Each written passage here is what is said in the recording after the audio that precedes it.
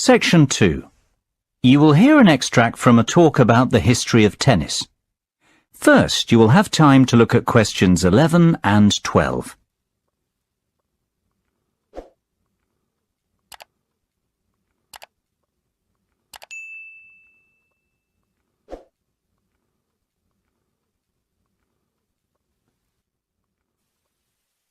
Now listen carefully and answer questions 11 and 12. Good afternoon and welcome to the programme. Today we have a special programme about the history of tennis in this country, and we also have Steve Mackay in the studio, the all-time great British tennis player, to give us the lowdown on some interesting facts about the sport and other great tennis players. Steve, obviously tennis is one of the most popular sports broadcast on TV today. Can you tell us about the early days of tennis? Well, the medieval form of tennis is known as real tennis and eventually became lawn tennis, which is what we know today. Real tennis changed over 3 centuries from an earlier ball game played around the 12th century in France. This had some similarities to handball. People would hit a ball with a bare hand and later with a glove. People say this game was played by monks in monasteries. By the 16th century, the glove had become a racket. Real tennis spread in popularity throughout royalty in Europe and was the most popular in the 16th century.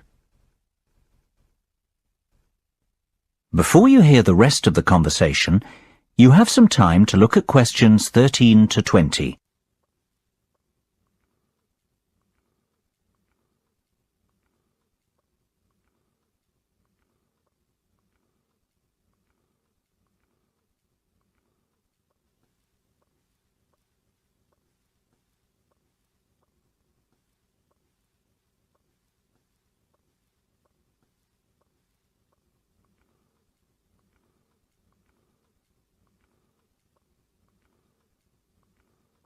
Now listen and answer questions 13 to 20. It's amazing how the sport has changed then over time, and how technology has helped to advance it with the state-of-the-art tennis rackets that we have today. So, what about the players who will go down in history as the best at this sport? Who do you think will be remembered on the Wall of Fame? Well, obviously I have many favourites, and all tennis players have different styles and will be remembered for different aspects of their game. The first player, though, that has to be mentioned is the great Bjorn Borg. He will go down in history due to the fact that he won 11 Grand Slam singles titles between 1974 and 1981, 5 at Wimbledon and 6 at the French Open. Born in '56 in Sweden, Borg became the youngest winner of the Italian Championship just before his 18th birthday, and 2 weeks later he was the youngest winner of the French Championship. Borg is the only player in the Open era to have won both Wimbledon and the French Open in the same year more than once. Another very important tennis player is Boris Becker. He was born in 1967 in Lyman, West Germany, and he is a 6-time Grand Slam singles champion. Since he retired in 1999 from the professional tour, media work and his personal life have kept him in the headlines.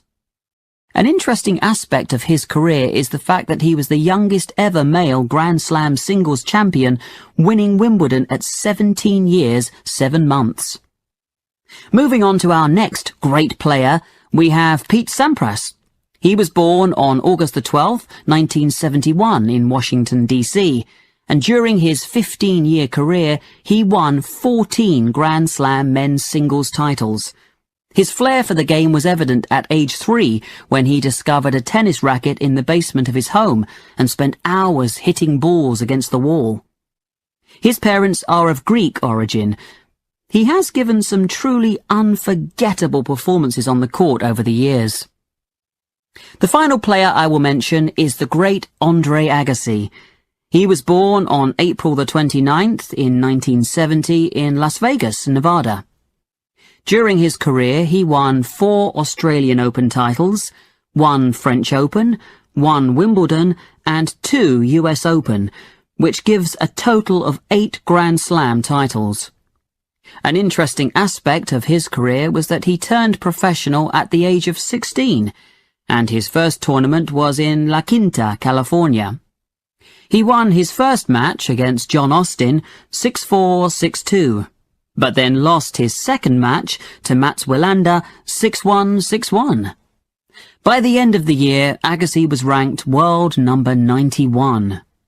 These players really have achieved a great amount in their lives, and they will be talked about for years to come, especially when the Wimbledon Championships come round in June.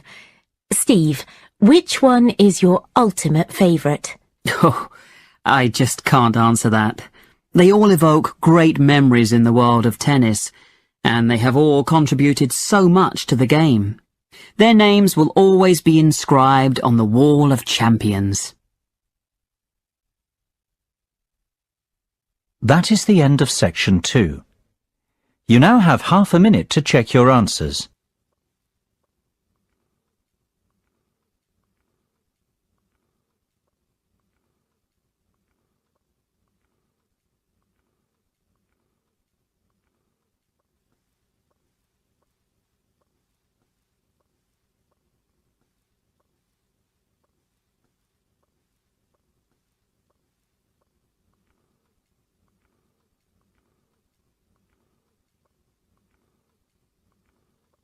Now turn to section